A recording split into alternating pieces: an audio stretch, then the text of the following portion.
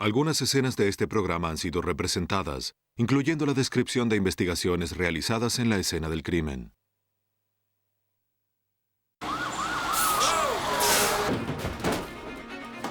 En Georgia, los investigadores se tranquilizan al no encontrar a nadie en una casa en llamas.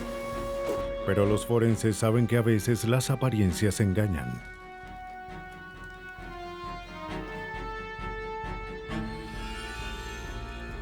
En los espesos bosques al norte de Tennessee, un cazador descubre el auto abandonado de una mujer desaparecida. Los detectives se dan cuenta de que la escena origina más dudas que respuestas. Aunque los investigadores suelen depender de testigos y evidencias físicas para resolver un caso, hay veces en las que no existen pistas evidentes. En esas ocasiones, la ciencia forense es la que guía a los oficiales defensores de la ley a hallar respuestas y toma el lugar de un testigo ausente.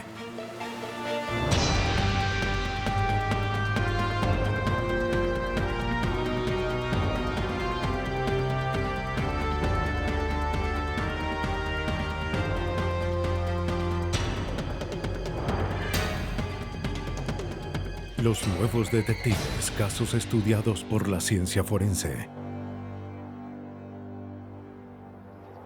Testigo ausente.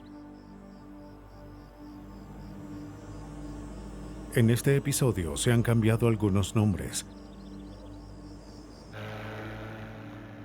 El río Savannah es tranquilo y a la vez imponente. Sus aguas son rápidas y profundas. Pero debajo de su superficie yace un mundo lleno de oscuros secretos.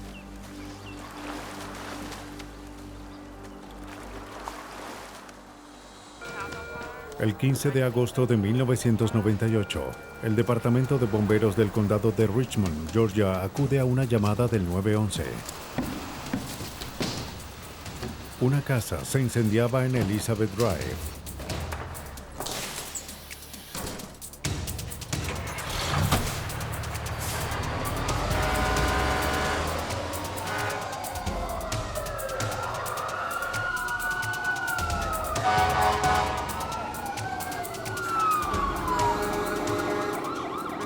Cuando llegan los investigadores, un denso humo cubría el hogar.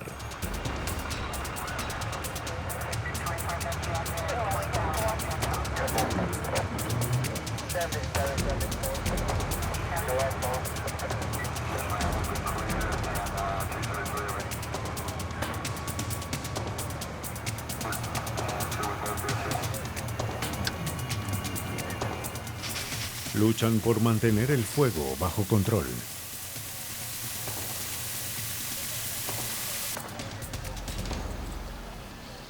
Cuando los bomberos se abren paso a través del humo, notan un ligero olor a gasolina.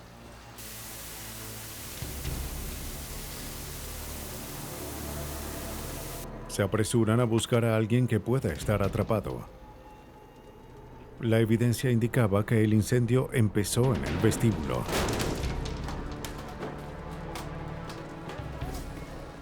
Aunque la cama estaba rodeada de humo, el fuego no le había causado muchos daños.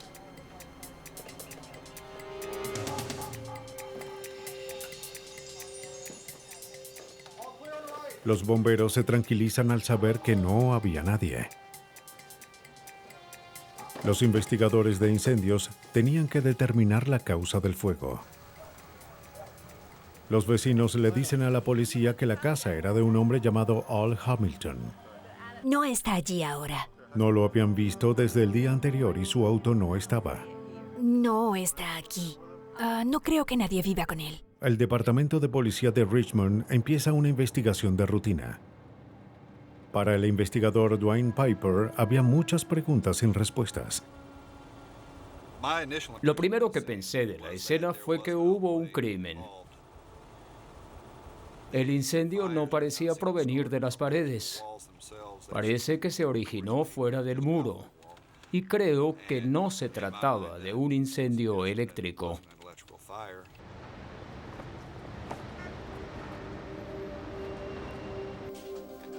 Hola, ¿estará el...? Esa misma tarde, una mujer llamada Donna Edwards llega al departamento de policía. Bien, gracias.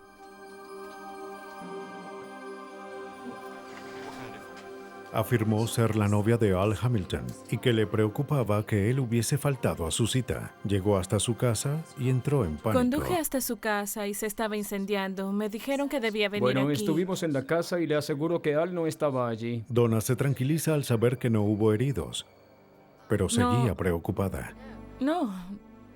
No he hablado con él desde anoche. La última vez que lo vi fue antes de ir a dormir. No era típico de él irse sin avisar. Cuando dormía demasiado, él me lo decía. ¿Él tiene algún familiar? Hamilton era muy cercano a su familia. Cuidaba de su madre envejecida y de su hermana discapacitada. Donna las llama, pero tampoco habían oído de él. ¿Tiene algún familiar cerca? Donna, quien era divorciada y vivía en la casa de su madre, le dice a Piper que ella y Hamilton eran muy felices. Ven aquí, cariño. Mira esta. Justo aquí en Peters Community. Tenían planes de comprar un terreno y construir una casa juntos. Donna y Hamilton iban a ver una propiedad esa mañana, pero él nunca apareció. Peters Community. Me gusta. Es igual que las otras. ¿Dónde trabaja? Donna le dice al detective que Hamilton era gerente de un bar local. Le preocupaba las largas horas que trabajaba, ya que salía a las 3 de la mañana. Enviaré a alguien para que hable con su madre y yo iré a... Ella estaba segura de que algo le había Se comunicará pasado. conmigo lo más pronto La llamaré, posible. pero debo hablar con... Aunque accedió a investigar, el detective Piper le explicó a Donna que no había mucho que pudiese hacer. Me comunicaré con Está usted. bien. Hamilton era adulto y podía desaparecer si él quería. Después de 2 días, aún no había noticias de Al Hamilton. Piper y su compañero, el detective Joan Notter, leen el informe del incendio. El informe indicaba que hubo 2 puntos de origen. En los incendios se había usado un acelerante en la entrada y en la habitación. Aunque sospechaban que el acelerante era gasolina, los resultados no fueron concluyentes. Al Hamilton seguía desaparecido y el informe convence a los investigadores de que había pasado algo terrible. Debían encontrarlo. 1012-1065, vehículo desaparecido. 1012-1065, vehículo desaparecido. En un boletín se ordena a los oficiales que busquen a Hamilton y su auto.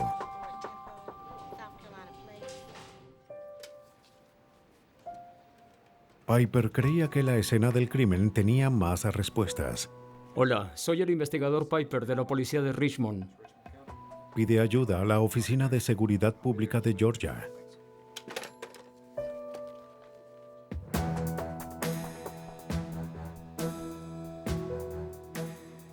El investigador Piper y el forense Jerry Finley se encuentran en la casa de Hamilton.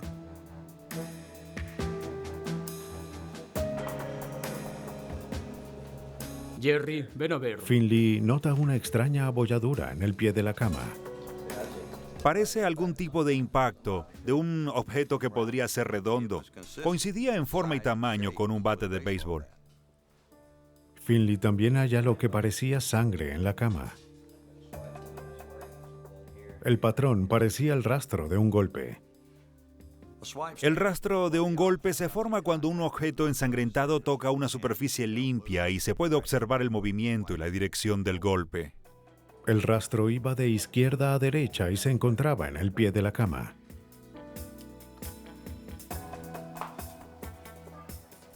Algo más llama su atención. Hallamos hebras de cabello en el lugar que coincidían con una herida en la cabeza y que la cabeza tocase el pie de la cama. Esto parece tejido cerebral. El lugar de las manchas me indicó que alguien había sido golpeado en la cama.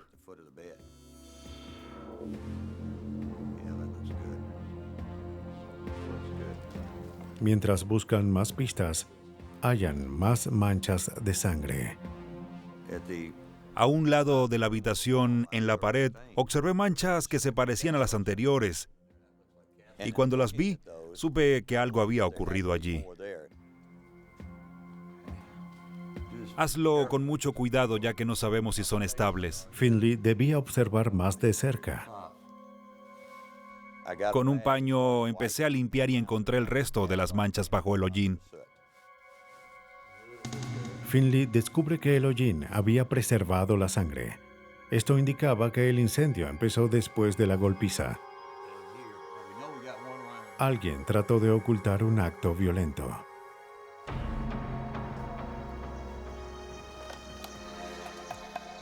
A fin de reconstruir lo sucedido, Finley coloca cuerdas desde las salpicaduras de sangre en las paredes hasta su punto de origen.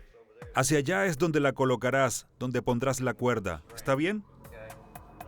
Con la ayuda de un rayo láser se determinan los ángulos exactos y la trayectoria de la salpicadura. Ahora tienes que colocarla allí. Completé el análisis primero al determinar la direccionalidad de las manchas.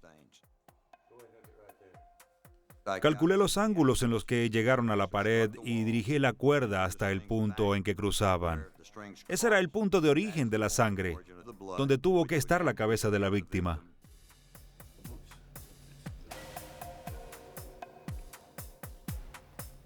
Bien, Dwayne, te diré una cosa ahora mismo. La persona estaba o arrodillada o sentada en el momento de la golpiza. Justo en esta área de aquí está el área de impacto de estas manchas. Justo aquí.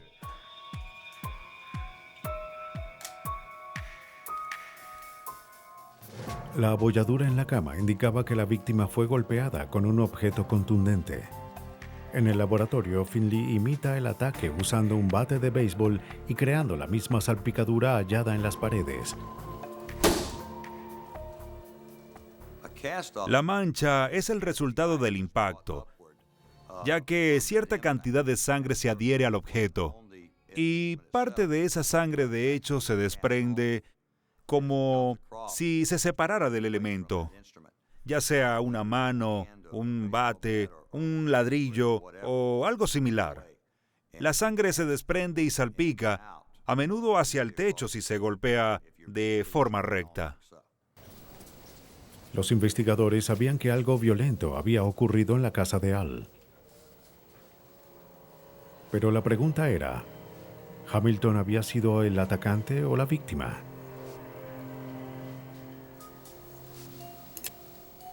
La sangre hallada en la escena del crimen es enviada al Laboratorio de Criminalística de Georgia. Al Hamilton se había hecho un análisis de sangre recientemente y su doctor dio una muestra que se compara con la sangre hallada en la cama. Coincidían. Al Hamilton era la víctima. El forense Chris Perry analiza las fotografías de la escena. El arco que formaba la sangre y la trayectoria de las salpicaduras contaban una historia de violencia.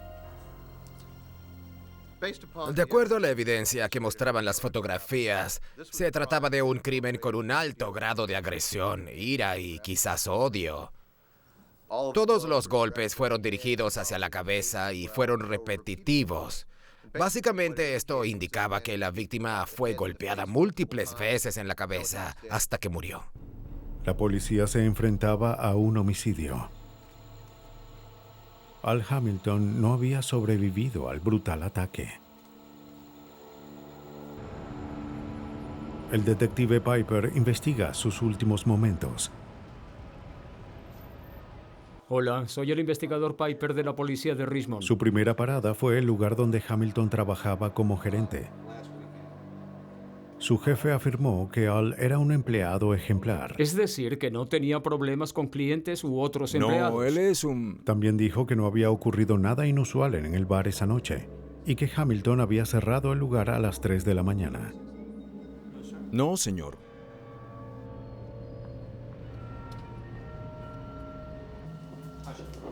Piper habla de nuevo con Donna Edwards. Estoy bien. ¿Estás segura? Sí, pero he estado mejor. Le pregunta si había alguien que pudiera querer lastimar a Hamilton.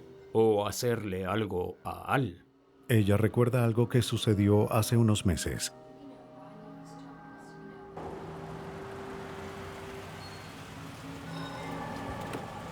Hamilton y ella regresaban de cenar una noche cuando un camión salió de la nada y se dirigió hacia él.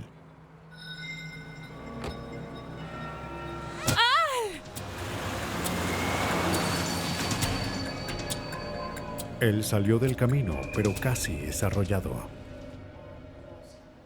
El camión se parecía al que el ex esposo de Donna, Rodney Richardson, usaba en el trabajo.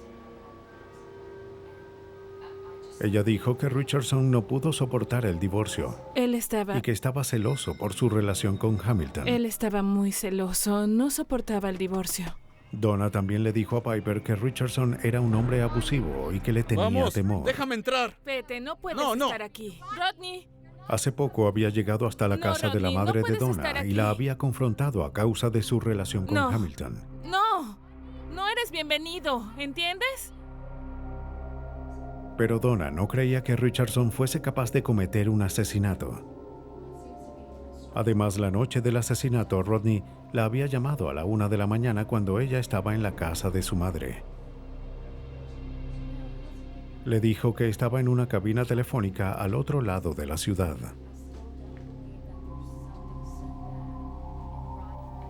Para el investigador Piper, Rodney Richardson tenía un motivo para asesinar a Al Hamilton. Pero eso no siempre bastaba.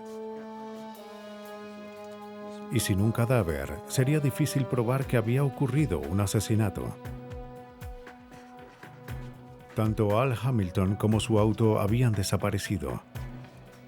Un cuerpo puede ser enterrado en cualquier parte, pero un auto es casi imposible de ocultar. El único lugar suficientemente grande para esconder un auto era el imponente río Savannah.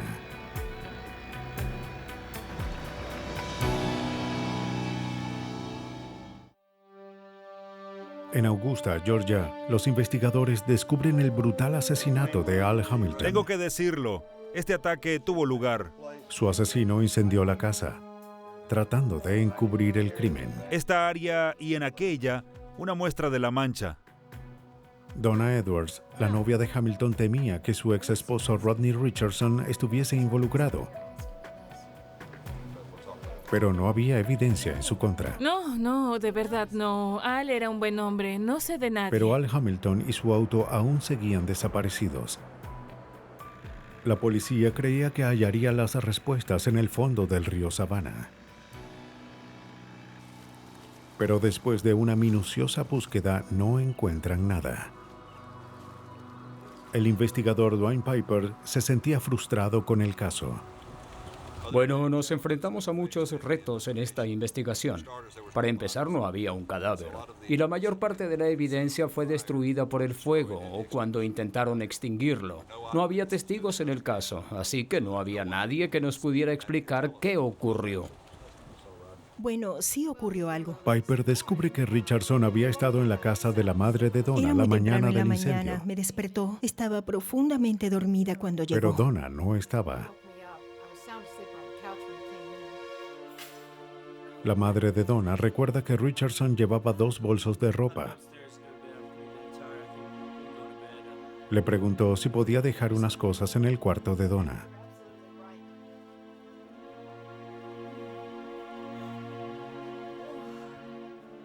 Cuando salió, no llevaba sus zapatos y no tenía las bolsas.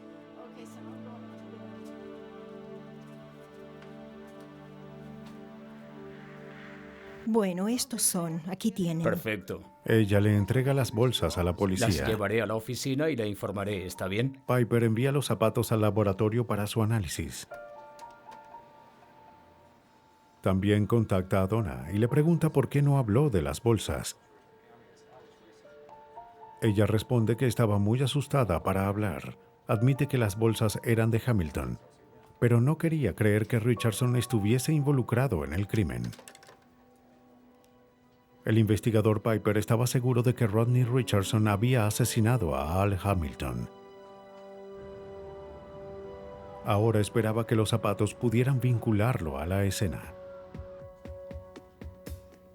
En el laboratorio, el forense examina los zapatos en búsqueda de tierra o cenizas.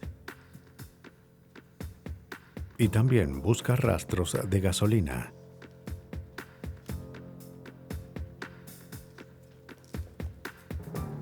Las suelas estaban limpias, pero haya rastros de gasolina en los zapatos.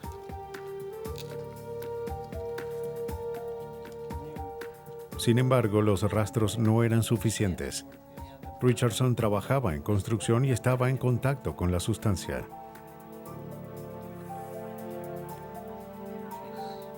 Los investigadores necesitaban más.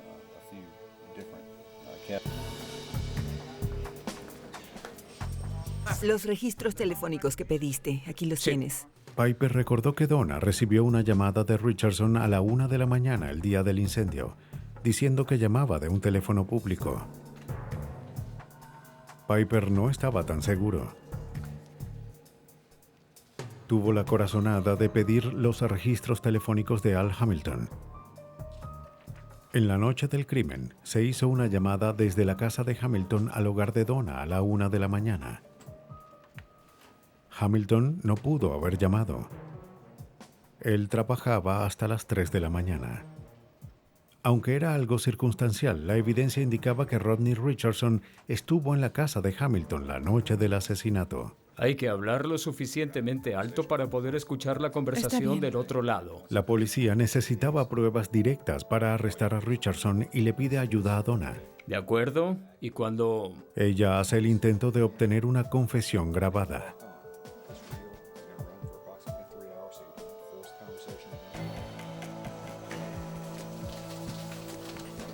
Donna graba las conversaciones que tiene con Rodney durante varias noches.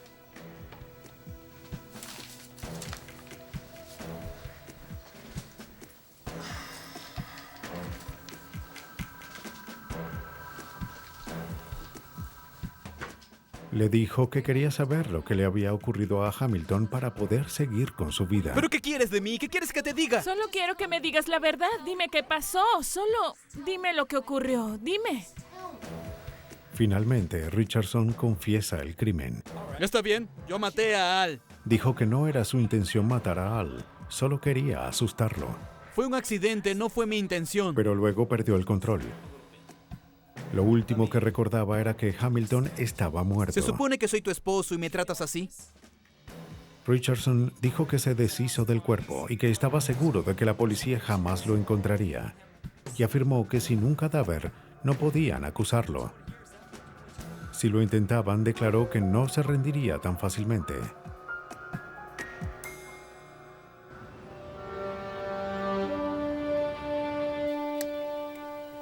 ¿Pero qué quieres de mí? ¿Qué quieres que te diga? Solo quiero que me digas. Su confesión fue suficiente para que la policía lo arrestara. ¿Está bien? Maté a Al. ¿Y qué? Yo no quería hacerlo, pero sucedió. Debido al historial violento de Richardson, los investigadores se ponen de acuerdo con Donna para atraparlo por sorpresa. Cuando Donna y Richardson salen, la policía se esconde dentro de la casa de ella.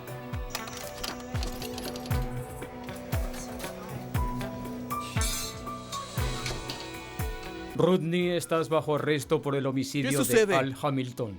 Su plan funciona.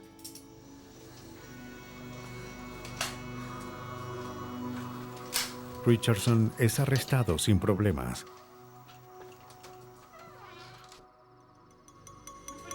De acuerdo con la evidencia, los investigadores creen que Rodney entró en el hogar de Al Hamilton para enfrentarlo.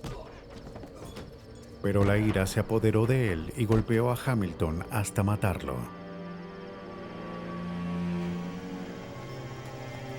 Richardson colocó el cuerpo en el auto de Hamilton y lo escondió donde nadie pudiera encontrarlo.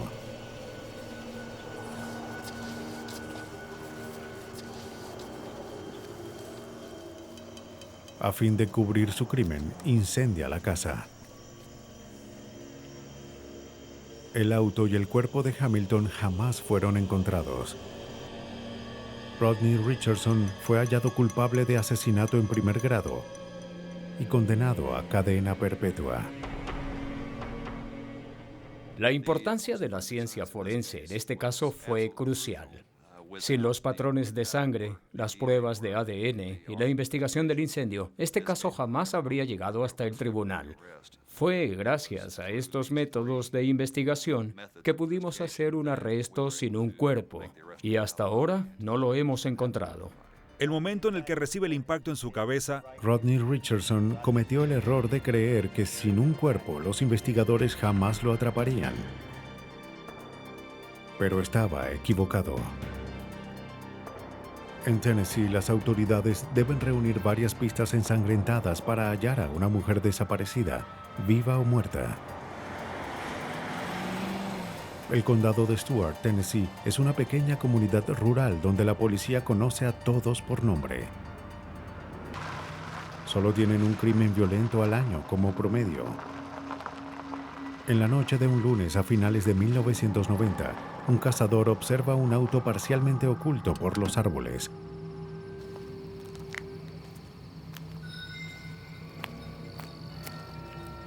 Parecía haber salido del camino.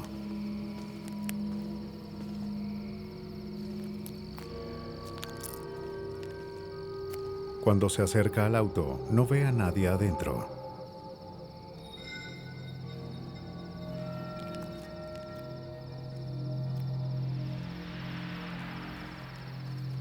El cazador anota el número de placa y contacta a la policía. 911. El departamento de policía de Stuart recibe la llamada.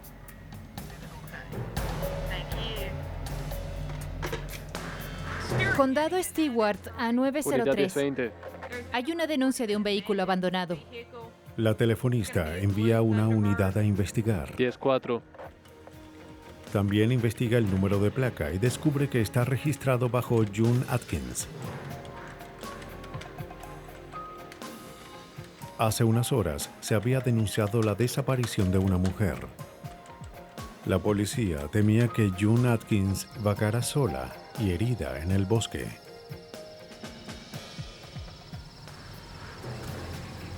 En Tennessee, la policía del condado de Stuart se dirige a la escena de un auto que parecía haber salido del camino. El auto pertenecía a una mujer desaparecida llamada June Atkins. La policía encuentra el auto debajo de un árbol. La puerta del asiento del pasajero estaba abierta y parecía que alguien había salido. Dentro del auto no había mucho. Buscan en el área y se preguntan si June yacía herida en una zona cercana.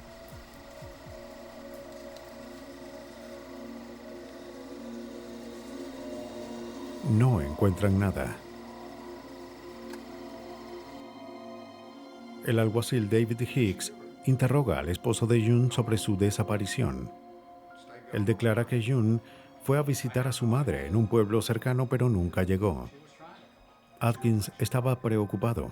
Ella no había llegado a la casa de su madre y él no tenía idea de dónde estaba. No solemos tomarnos tan en serio este tipo de denuncias al principio porque pensamos que... El alguacil Hicks le dice a Atkins que su auto fue encontrado y que creía que ella pudo tener un accidente. El auto fue incautado. Los investigadores esperaban encontrar pistas del paradero de June. Los forenses buscan huellas y cualquier indicio que pudiera aclarar lo que había ocurrido con June. Pero lo único que hallan son las huellas de la mujer desaparecida. La policía debía actuar con rapidez. Si June Atkins vagaba herida por el bosque, necesitaría atención médica.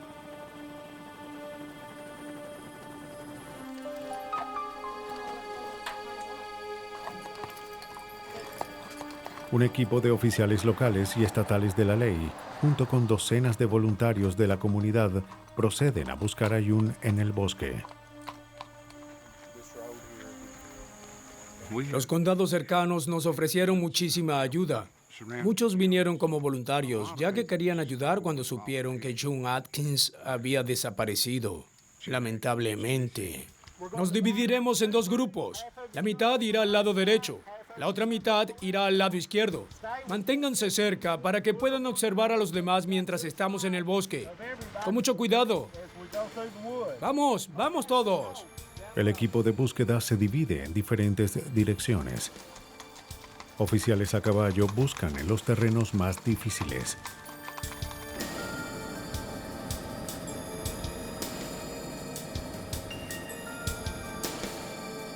La patrulla vial de Tennessee colabora con un helicóptero y un punto de contacto desde arriba.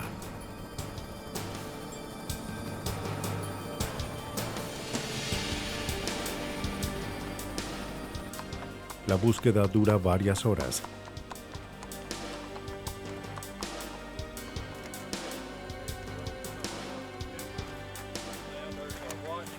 La policía recibe una llamada de radio. Se había hallado algo cerca del puente de Paris Landing. Rick Stout, de la Oficina de Investigación de Tennessee, formó parte del equipo. Oye, David. Entregó lo que había descubierto al alguacil Hicks. Esto es lo que encontramos en la 79 al este del puente, cerca de la orilla del camino. Un grupo de búsqueda encontró un edredón hecho de retazos. Es una manta o edredón. Hay que tener cuidado al moverla. No quiero perder evidencia. Se ve interesante. Parecía estar lleno de sangre. Cerca del edredón había un par de guantes de algodón para hombres. Son unos guantes de algodón y lo interesante es que estaban al lado del edredón. Los guantes olían a gasolina.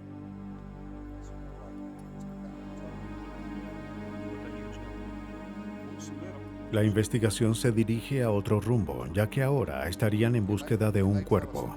Nos dirán en el laboratorio de qué tipo de material está realizado, porque nosotros... Los técnicos forenses se unen a la búsqueda. Esa misma tarde, a varios kilómetros de donde estaba el edredón, hallan un bolso de una mujer.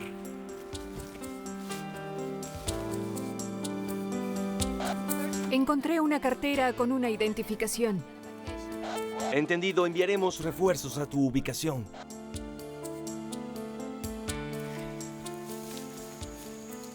Hallamos varios objetos de un bolso. Algunos de ellos pertenecían a June Atkins, ya que encontramos una cartera con su identificación. Pero los otros objetos parecían provenir de un bolso de mujer. Eso fue lo que hallamos. La búsqueda continuó por varias horas más.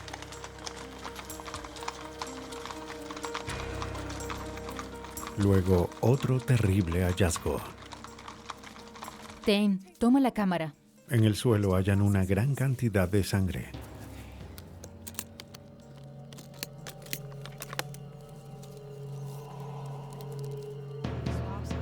Se fotografía el área y se extrae una muestra de la sangre.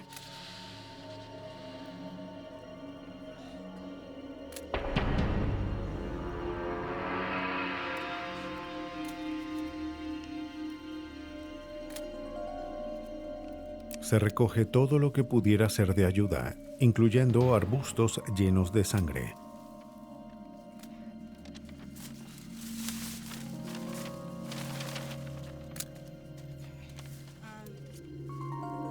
Debajo de los arbustos hallan un reloj de mujer. Rick Stout creía que los hallazgos probaban que algo terrible le había ocurrido a June Atkins. Había un auto abandonado en el bosque, hallamos sus objetos personales, también un edredón lleno de sangre. Debíamos hallar una explicación y cuando encontramos sus objetos, supimos que ella no lo haría. Estaban allí su licencia, su cartera y otros objetos. Eso nos indicó que se había cometido un crimen. Rick, toma. Había sangre, pero no un cadáver. Los investigadores tenían sus dudas. No tenían idea de qué pudo haberle ocurrido a June Atkins. No hallamos evidencia que nos indicara dónde estaría el cuerpo de June. Teníamos la esperanza de hallarla con vida. Y a la vez teníamos el temor de no hallarla con vida, hallarla muerta. Toda la evidencia es enviada al Laboratorio de Investigación de Tennessee.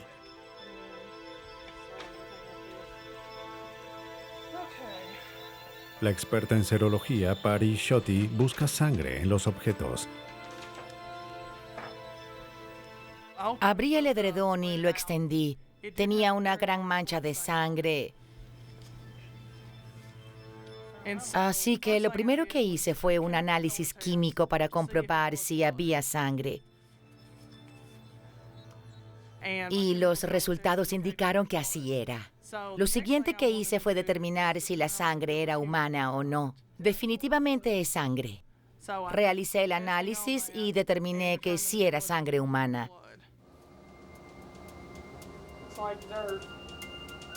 Los guantes de trabajo eran muy oscuros para ver si había sangre. No veo nada. Allí está. Mira eso. Con una fuente de luz alterna, Schutte examina los guantes. No están muy limpios. Descubre varias manchas pequeñas que parecían sangre. Pero la prueba dio negativo. Los resultados no fueron concluyentes.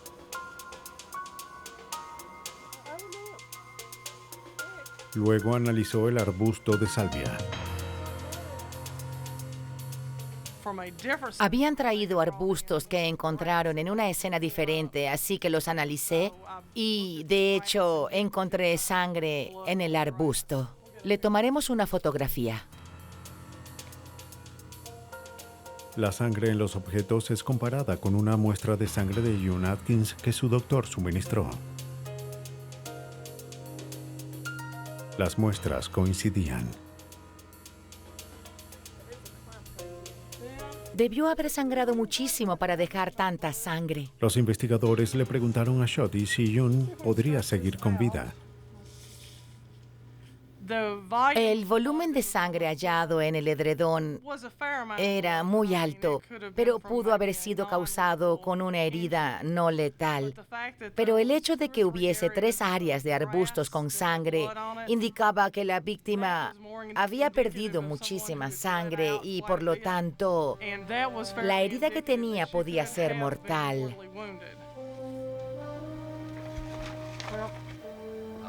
June Atkins estaba muerta. Se desconocía quién era el responsable. Sería mucho más fácil si halláramos el cuerpo. Tenemos el edredón, tenemos la ropa. Pero la policía debía determinar quién la había asesinado y por qué. La policía de Tennessee seguía investigando el brutal asesinato de June Atkins. Aunque no habían hallado el cuerpo, la gran cantidad de sangre en la escena indicaba que ella no podía estar viva. ¿Puede decirme si este reloj es de su esposa?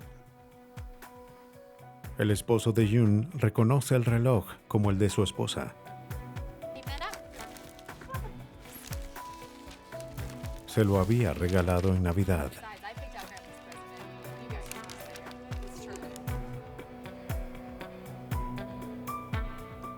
Es idéntico al de ella. Se ve muy nuevo. El alguacil Hicks le informó sobre la muerte de June y le preguntó si sabía de alguien que quisiera lastimarla. El esposo de June recordó que alguien había dejado una nota en el auto de June semanas antes de su desaparición. La letra parecía de un hombre que le pedía reunirse con él en el muelle de Dyers Creek. Era lo único que sabía.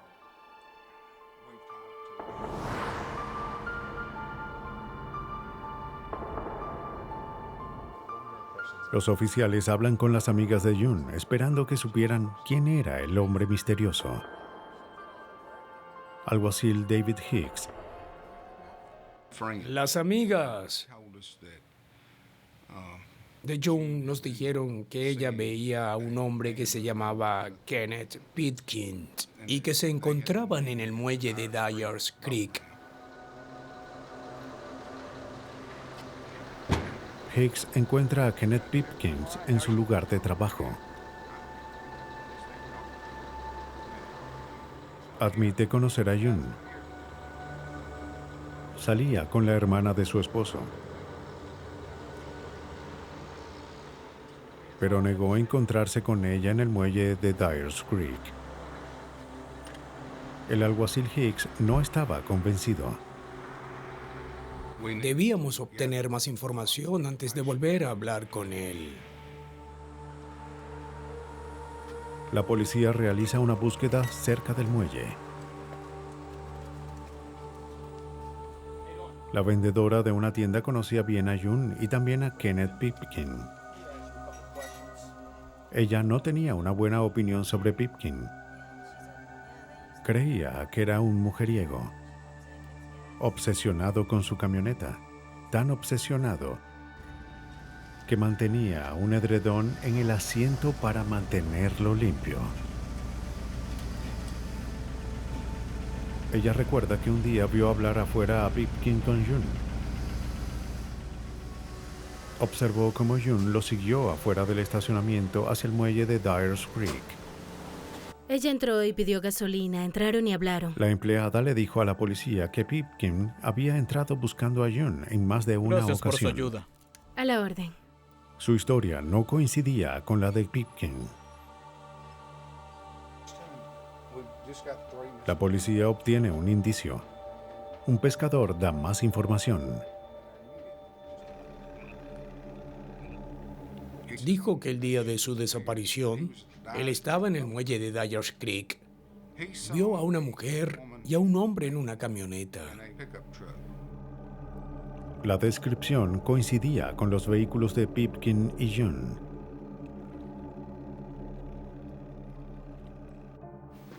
La policía interroga a Kenneth Pipkin. Le muestran fotografías del edredón ensangrentado. Recuerdo tener uno así. Admite que era similar al que tenía en su camión, pero que el año anterior alguien lo había robado. Pipkin jura que no tuvo nada que ver en la desaparición de June. Afirma que no la vio el día de su desaparición. La policía sabía que Kenneth Pipkin mentía, pero necesitaban más para probar que era un asesino. Debían saber el porqué.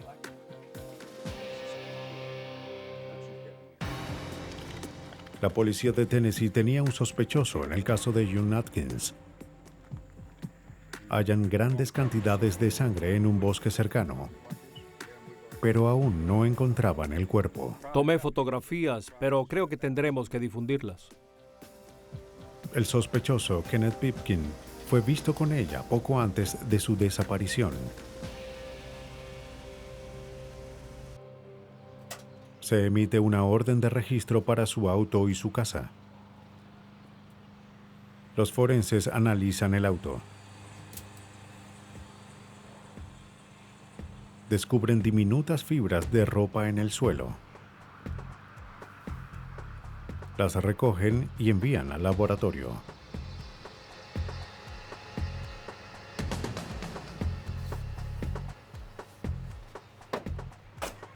También hallan varios pares de guantes de trabajo en su casa.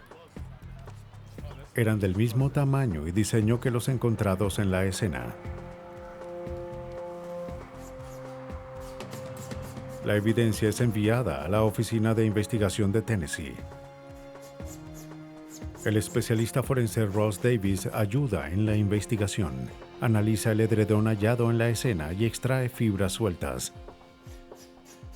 El problema radicaba en vincular a la víctima con el edredón, al sospechoso, y para eso eran las fibras. Era una evidencia vinculante. Las fibras son la unidad básica de todo textil. Prendas, alfombras, todo eso tiene fibras, esa pequeña porción que forma una prenda textil, y eso es lo que extrajimos.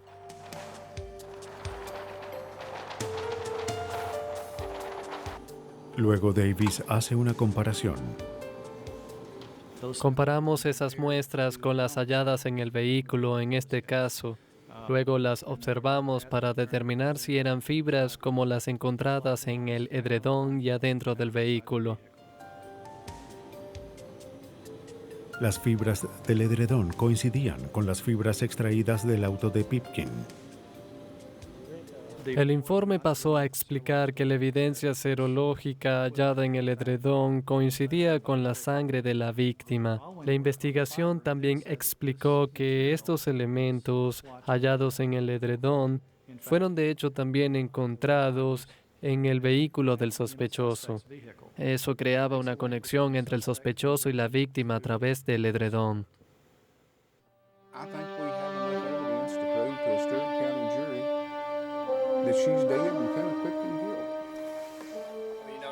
La evidencia es mostrada al fiscal del distrito Dan Olsobrooks. Será difícil probar que ella estaba muerta sin tener un cadáver. No sé si intentarlo. Olsobrooks no estaba seguro de enjuiciar a Pipkin. El desafío de este caso era que no había un cadáver. Si llegábamos a un juicio, el hecho de no tener un cuerpo podía generar una duda razonable en el jurado. Pero los investigadores estaban dispuestos a llevar a Pipkin ante la justicia, así que revisan de nuevo la evidencia. Tenemos un edredón con la sangre de la víctima. Sabemos que esa era su sangre y que la escena del crimen tenía su sangre, y vinculamos ese edredón con el auto en donde estaba la víctima. Esa era la realidad. No tenemos dos oportunidades en un homicidio. Si es hallado inocente, se acabó. El fiscal no estaba convencido de que el jurado lo hallara culpable. Sabemos de dónde viene el edredón. Un caso de homicidio es muy difícil de ganar si es totalmente circunstancial. Hay que convencer a un jurado sin dejar dudas razonables de que se ha cometido un homicidio y probar quién lo cometió. Cuando ella se marchó ese día, tenía la intención de... El alguacil Hicks sabía que el cuerpo de June estaba en algún lugar. Y para él, el caso no estaba cerrado. No tenía el reloj en su brazo. 2 años después, el 23 de agosto de 1993, un pescador hace un terrible hallazgo.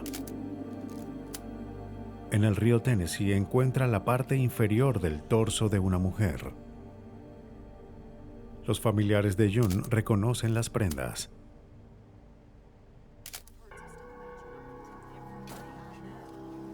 Kenneth Pipkin es arrestado y acusado de homicidio. La policía cree que June lo amenazó con revelar su relación.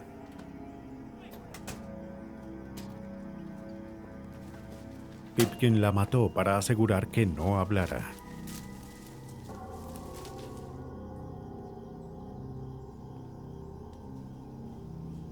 Pero gracias a la ciencia forense, la historia de June finalmente fue contada. Para hacer un homicidio en un pueblo pequeño, hubo la misma cantidad de expertos en otros casos. Un patólogo forense hizo la autopsia.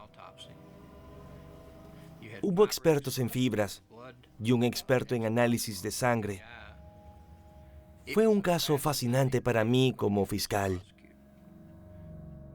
Kenneth Pipkin es hallado culpable de asesinato en segundo grado. Ahora cumple una condena de 20 años. Algunos asesinos hacen lo que sea para que no se descubra la ubicación de sus víctimas y eliminan todo rastro de sus crímenes. Hubo un tiempo en el que pocas veces se hacía justicia. Pero hoy, la ciencia forense provee a las fuerzas de la ley con las armas suficientes para hacerlo, al tomar el lugar de un testigo ausente.